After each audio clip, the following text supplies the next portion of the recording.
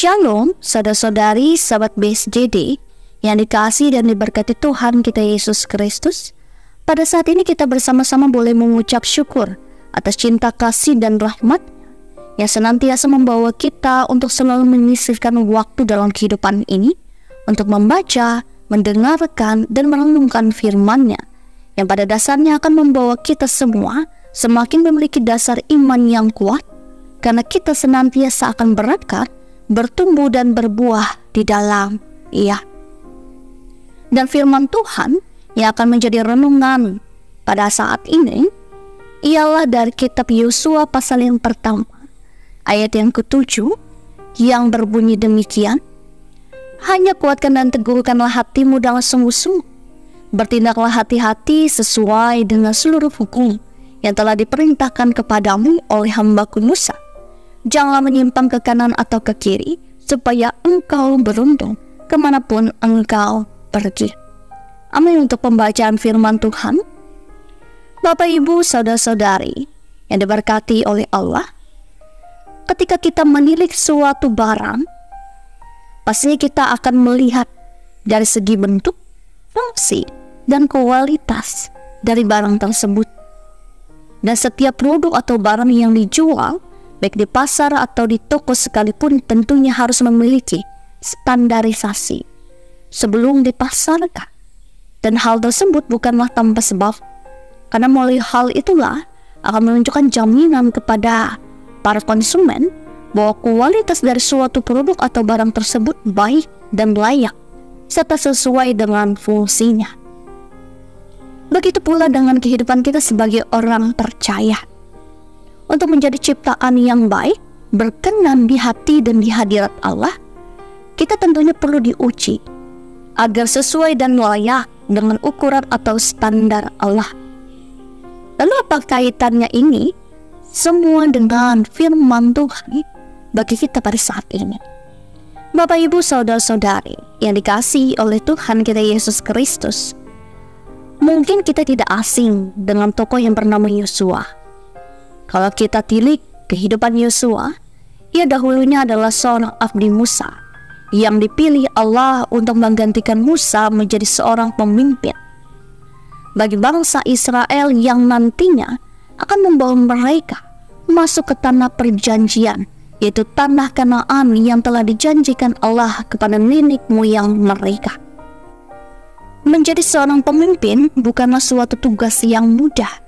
Banyak hal yang seringkali dapat menjadi tantangan dan rintangan ketika menjalankan tugas tersebut, karena ia harus menjadi seorang pemimpin yang berhikmat dan bijaksana bagi orang-orang di sekitarnya.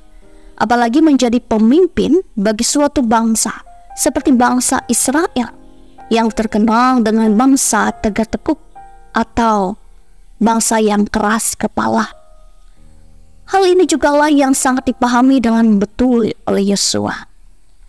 Berbagai rasa telah hadir dalam benak, bahkan dalam hati Yosua, baik ketakutan dan kekhawatiran, seperti menjadi bayang-bayang yang menyeliputi setiap langkah perjalanan kehidupannya.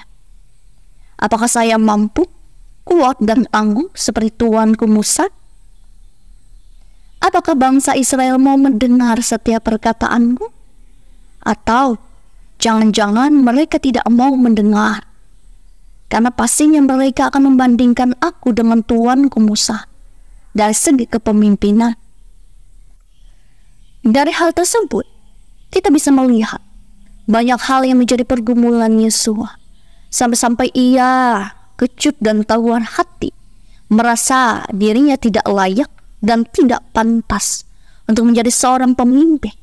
Namun yang menarik di sini ialah Allah menegur dan mengingatkan Yosua bahwa akulah yang telah memilih engkau, akulah yang memberi engkau mandat untuk membawa bangsa Israel ke tempat tanah perjanjian, dan akulah yang akan senantiasa memberikan pertolongan, kekuatan, dan memberkati engkau kemanapun engkau pergi.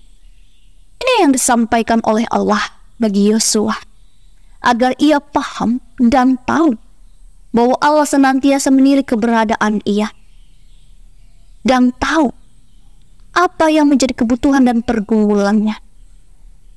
Karena Ia adalah Allah yang maha mengetahui tentang kehidupan kita. Tidak ada yang tersembunyi di matanya. Dan Ia tahu setiap kualitas, kapasitas, dan kemampuan dari anak-anak yang Ia kasihi. Dan hal inilah yang dilihat oleh Allah di dalam diri Yosua. Bahwa Yosua merupakan seseorang yang memiliki kualitas, kapasitas, dan kemampuan untuk menjadi seorang pemimpin. Ketaatannya dan imannya pula yang membawa ia mau berproses di dalam Allah.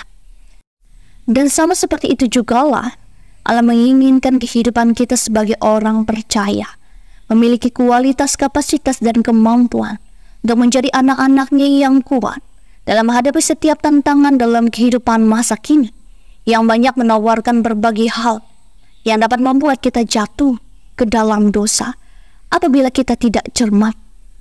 Makalah itu melalui firman Tuhan, melalui kisah perjalanan kehidupan Yosua, kita bersama-sama tahu tentang ukuran apa yang Allah kehendaki dalam kehidupan kita sebagai orang percaya. Yang pertama yaitu ialah mempunyai hati yang kuat dan teguh. Yang kedua, memiliki iman yang tangguh. Yang ketiga, ketaatan. Yang keempat, memiliki sikap mau mendengar setiap perintah Allah. Dan yang terakhir ialah memiliki sikap yang percaya kepada Ia. Dan standar inilah yang harus Yosua miliki, sehingga ia senantiasa dimampukan untuk melaksanakan setiap mandat yang telah dipercayakan dalam kehidupannya sebagai seorang pemimpin bagi bangsa Israel. Namun, apakah hanya berlaku bagi Yosua saja? Tentunya tidak. Malah hal standar ini pula lah yang harus kita semua miliki sebagai anak-anak Allah. Dan biarlah melalui firman Tuhan ini dapat menjadi rema dalam hati dan kehidupan kita hari lepas hari. Amin untuk firman-Nya. Mari kita bersatu dalam doa kita berdoa. Ya Aba, ya Bapa, yang kami kenal dan kami puji dalam Yesus Kristus, kami mengucap syukur Tuhan atas kebenaran sabda firman Tuhan yang penuh dengan kuasa ini, yang dapat diperdengarkan bagi kami semua. Terima kasih karena Engkau selalu mengingatkan dan memanggil kami untuk terus percaya bahwa Engkau selalu ada dan menyertai setiap proses dalam hidup kami. Kiranya kuasa Roh Kudus-Mu menolong kami untuk dapat mengerti dan melakukan firman. Dan kami juga percaya kuasa-Mu bekerja dalam kehidupan kami. Maka itu Bapa, perbarulah kami hari lepas hari, agar kami bukan hanya menjadi pendengar, melainkan menjadi pelaku firman Engkau. Di dalam nama Yesus Kristus kami berdoa. Amin.